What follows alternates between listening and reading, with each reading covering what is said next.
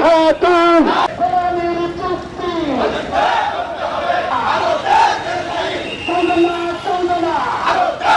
ঝিনাইদহে ইসলামী আন্দোলনের বিক্ষোভ মিছিল ও সমাবেশ অনুষ্ঠিত।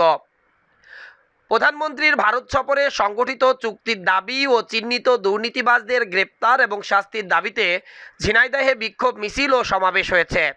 শুক্রবার বিকালে শহরের পুরাতন ডিসি কোর্ট চত্বর থেকে ইসলামী আন্দোলন বাংলাদেশের পক্ষ থেকে একটি বিক্ষোভ মিছিল বের করা হয়।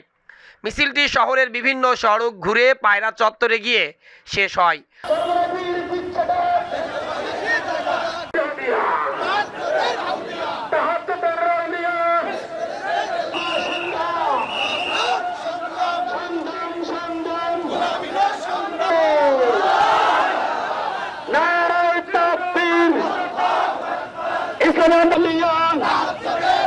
পরে সেখানেই একটি সংক্ষিপ্ত সমাবেশ অনুষ্ঠিত হয়।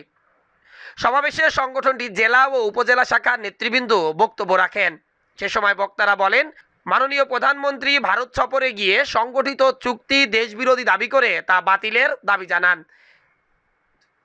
সেই সাথে দেশের চিহ্নিত দুর্নীতিবাজদের গ্রেপ্তার ও দৃষ্টান্তমূলক শাস্তির দাবিও জানান তারা।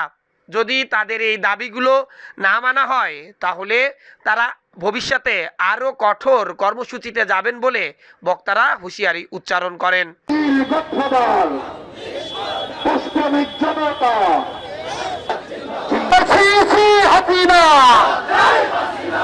দিল্লি না ঢাকা